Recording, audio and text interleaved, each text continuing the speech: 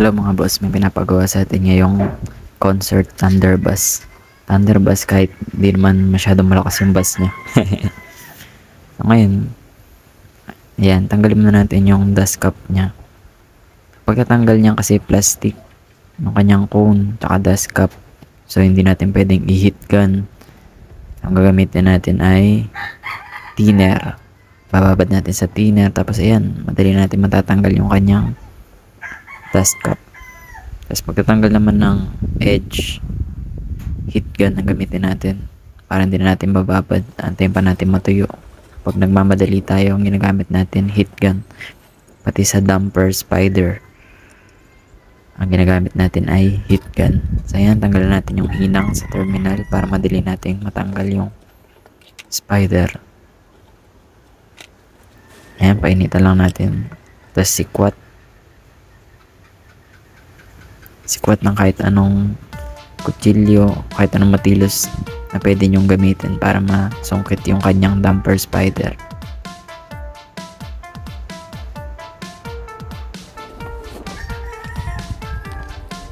Ayan, hugot na natin, no?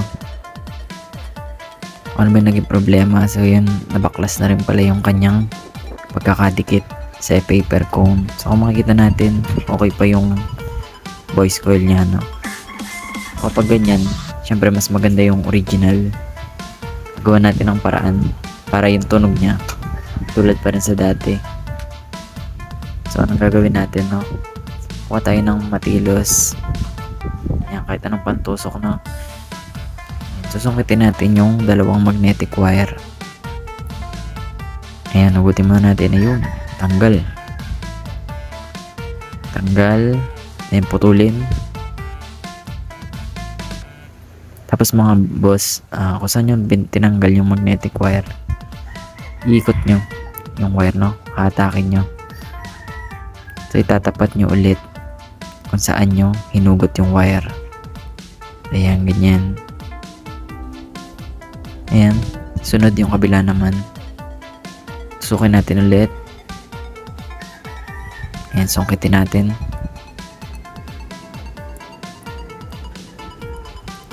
Yung tanggal. Tapos putulin. Sikutin natin ulit. Tapos tatapat din natin kung saan natin hinugot yung wire.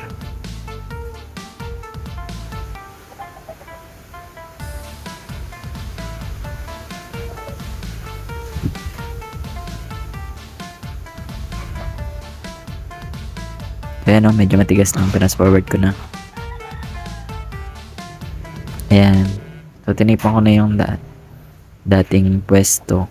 Inusod ko lang ng konti para malinis tingnan. Pero basta kung saan nyo hinugot, doon nyo rin ibabalik yung wire. Pagkatapos nyan, ngayon tusukin natin ng dahan-dahan yung gitna. So, dahan-dahan lang pagtutusok, guys. Baka matusok natin yung or mabutas. Yung pinaka pinag-rewindan, sayang naman.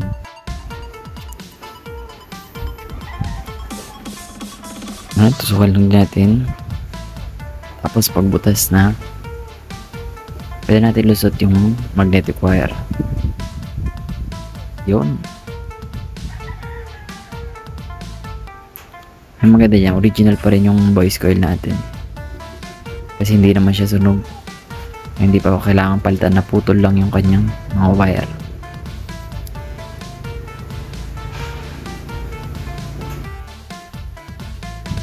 So, ganun din sa kabila. Dahan-dahan lang pagtusok, then pasok na yung magnetic wire.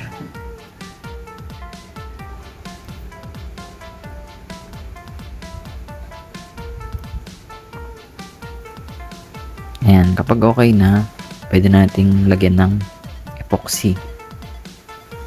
Kailangan natin lagyan yan, mga boss, no? Lagyan natin ng epoxy. Yung high temp ang gamitin natin para hindi siya mabaklas kapag uminit na yung voice coil. Ayan, lagyan na natin. Yan nga palang gamit ko, no? Epoxy na depth ko na matagal kasi siya matuyo. 20 minutes. 15 to 20 minutes. So mahaba-haba yung time mo para maidikit mo ng maayos. And high temp din siya, no? Hindi kasi tayo gumagamit ng epoxy plus 5 kasi masyadong mababa yung kanyang degrees. Mabilis malusaw. Ayan, pagkatapos na natin matuyo, linisin natin yung lagayan ng damper spider. Itanggalin natin yung mga nakabukol, no? Para hindi magka-problema na sa align yung ating voice coil.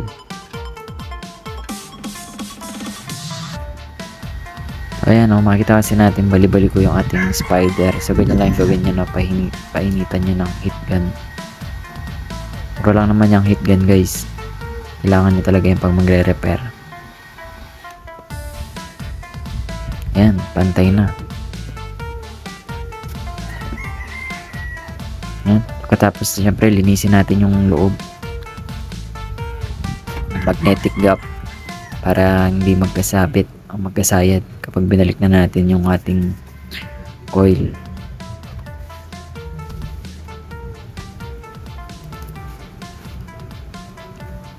Ayan. So, yan nga pala spacer natin. Ang ginagamit ko dyan ay X-ray film.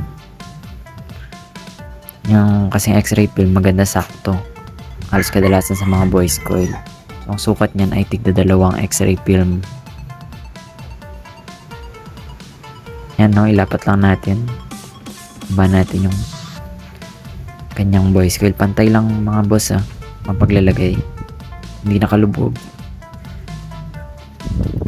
Hindi rin nakaangat. Pantay lang. Ayan, lagyan na natin yung kanyang speaker cone. Ayan, chinek ko lang kung pantay. Ayan, tapos ngayon pwede natin ulit lagyan ng epoxy. So paglalagyan ng epoxy mga boss, huwag natin titipidin. Kasi pag nabaklas yan, sayang ang gawa natin. Ulit na naman tayo.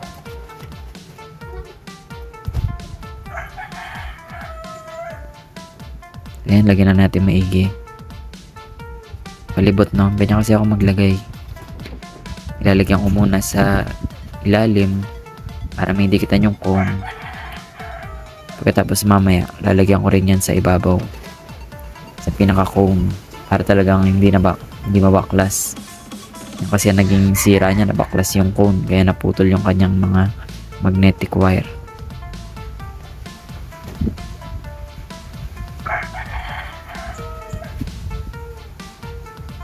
Ayun, natira natin epoxy. Lagyan natin sa ibabaw.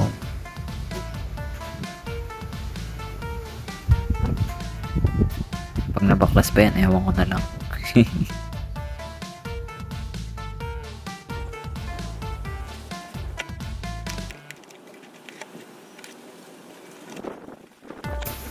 Ayan, dyan, tanggalin natin yung spacer. Ay, hindi pa yan nakadikit, di ba? Hindi pa natin dinidikit. Hindi ko kasi dinidikit kaagad. Para makita natin kung may mga tumagis na pandikit na pwedeng sumayad sa ating coil. Kapag ganyan, kita mo yung voice coil kung may labis-labis na pandikit. Ayan. Tsaka natin ngayon didikit sa frame. So, ang gamit lang natin pandikit dyan mga boss, rugby lang. No? Damihan lang ng rugby. Hindi na mababaklas yan.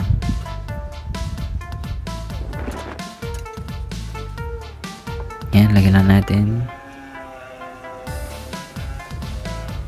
Nalagyan natin yung frame, tapos nalagyan na rin natin yung sa pinaka speaker sa damper para pareha silang may dikit.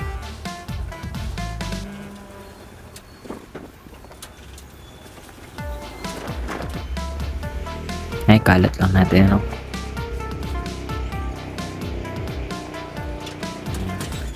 So, antayin-tayin nyo lang kahit mga 1 minuto. Tapos saka natin ilagay yung pinakakanyang cone.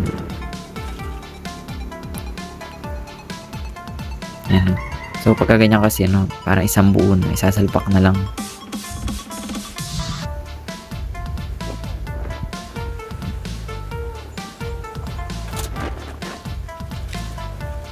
Yan.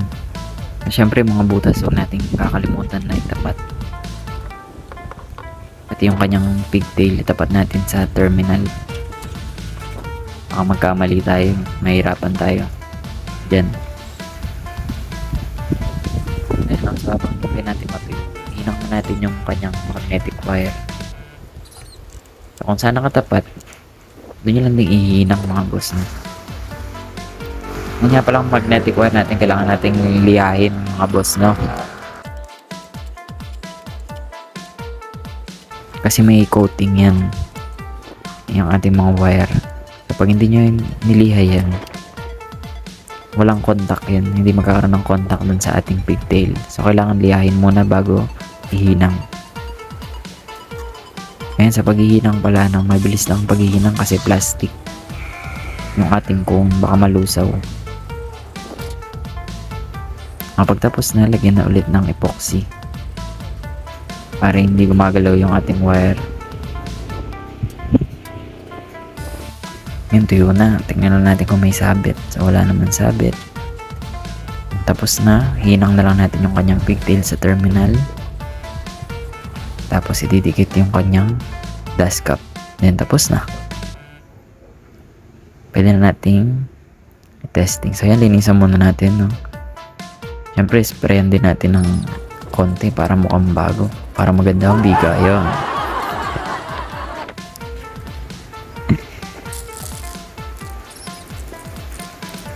Ayan na.